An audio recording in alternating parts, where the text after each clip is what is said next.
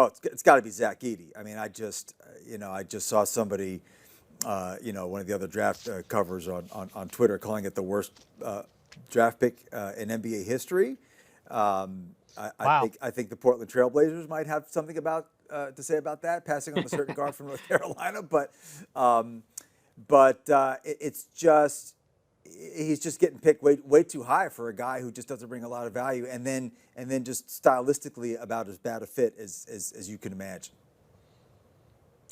Yeah, biggest surprise for me is Tijan Salan going Tijan Salan going six before Donovan Clingham is hard for me to wrap my mind around. I just, particularly with Charlotte that needed toughness and needed a sure thing. Tijan Salan is like such a wild card here, and man, that one shocked me. And I mean, if nobody has been listening to Seth Davis for the last hour, Dalton Connect is still on the board. That is him not getting picked is at this point equally as surprising as Edey at 9 and Tijan Salan at 6 over Klingon.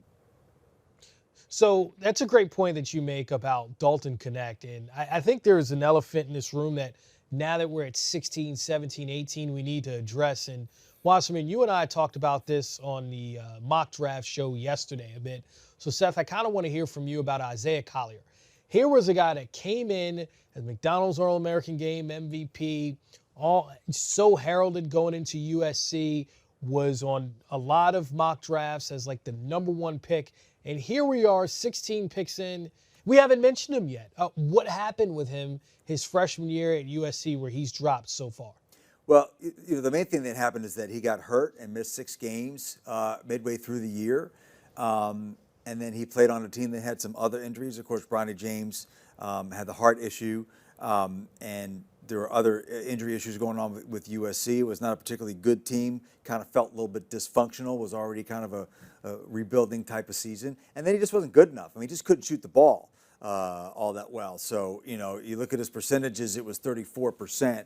But if you watch him shoot, it didn't feel like that. That said, he is a physical specimen, and there are very real reasons why he was the #1 rated high school senior in the country and projected to go that high in the draft. So this might be, folks overthinking it. Again, we've seen some non-shooters going early. We talked about Buzelis. We talked about Ron Holland, obviously. Good athletes who don't shoot the ball well but can do other things. I think Isaiah Collier is definitely one of those. I would expect him to hear his name called at some point tonight.